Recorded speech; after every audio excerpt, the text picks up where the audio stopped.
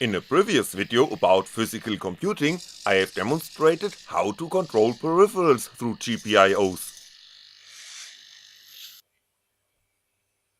Now I have written some code lines enabling you to switch the GPIOs of a Raspberry Pi through a very simple browser interface from any place on this planet with internet access.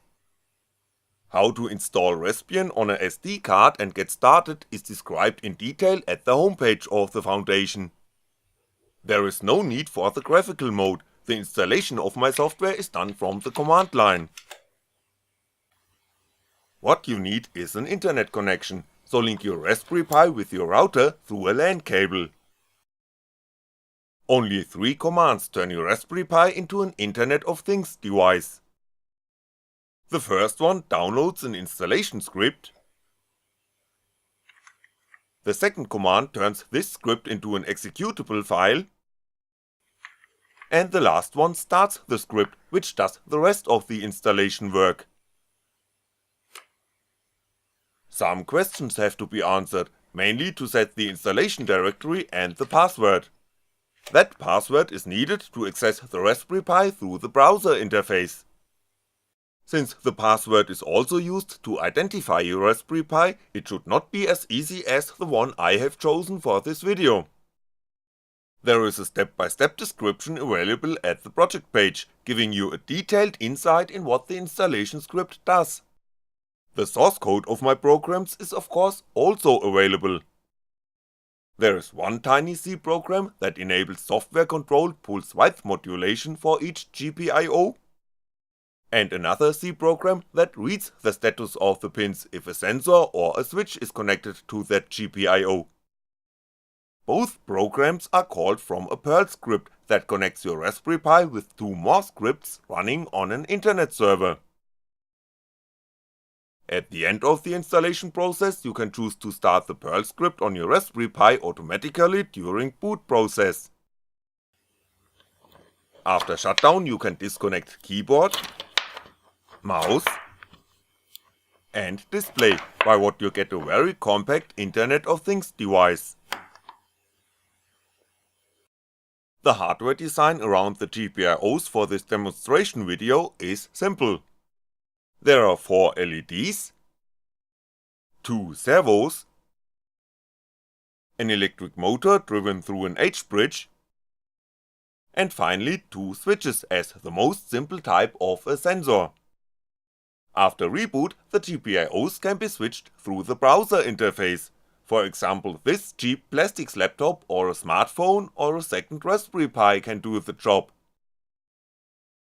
For demonstration purposes I will use a larger laptop. To get connected, simply point to the script running on my internet server and type the password you have entered during the installation process. As soon as the connection is established, you can set the variables by clicking on the control buttons. So let's turn the colored LEDs fully on. As you can see, there is a delay of several seconds between clicking the control buttons and the accordant action of the GPIOs. In a secure shell session you can see that the Perl script running on the Raspberry Pi sends the current status of the GPIOs with a 10 seconds pause to the internet server. In turn the Raspberry Pi receives the next command set to be executed if you have clicked on a control button meanwhile. Some time passes by until the connection to the server is established and the control set is received, thus the total update interval is clearly larger than 10 seconds. The second line of the status area turns green if the last instruction set has been received and executed by the Raspberry Pi. As demonstrated with the white LED, you can set the light intensity from 0 to 200, thus from off to fully on.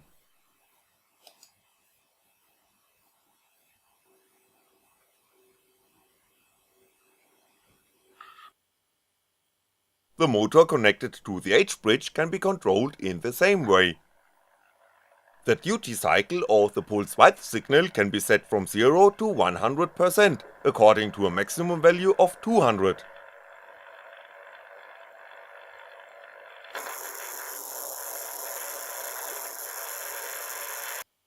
The direction of rotation is controlled by a second GPIO. That pin can be set to either low or high, thus fully off or fully on. Therewith the motor rotates either clockwise or counterclockwise. Servos are also controlled by pulse width signals, as demonstrated in my video about those devices. The pulses generated by the software are not very stable, thus you can see the servo levers oscillate around their set points. With the servos you can switch high voltage devices by simply activating their power buttons. There is no need to open the housing in order to connect your Raspberry Pi to the high voltage cabling. The poor precision of the servo pulses doesn't matter.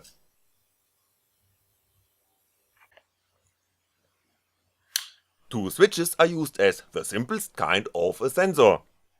The state of those switches is displayed at the top of the browser interface. For this demonstration I have enlarged that area.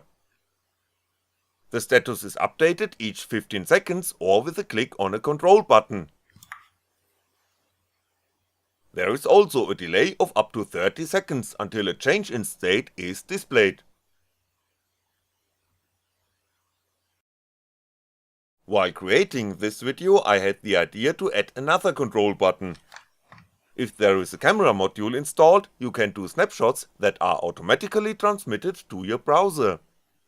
Once more there is a delay of up to 30 seconds, but it gives you an overview of what is going on at home and shows if your remote controlled Raspberry Pi is operating as intended.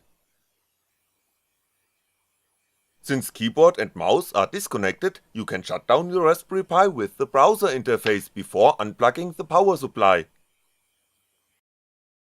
2 C programs and 3 Perl scripts are working underneath the browser interface. Try to understand how the source code works and create your own Internet of Things with a Raspberry Pi. Learning text-based programming languages is essential if you want to become a computer expert rather than staying on the level of clicking on colored buttons. So remote control your water boiler to turn it on 5 minutes before you arrive.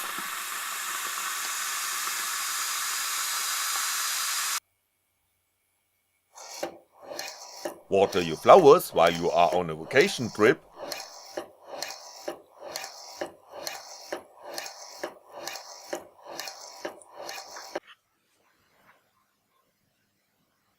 See if a window or a door is open even if you are thousands of kilometers away.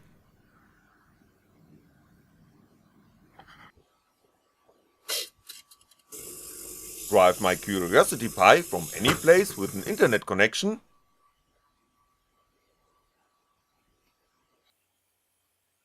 Or turn the lights off. Thanks for watching and I'll be back.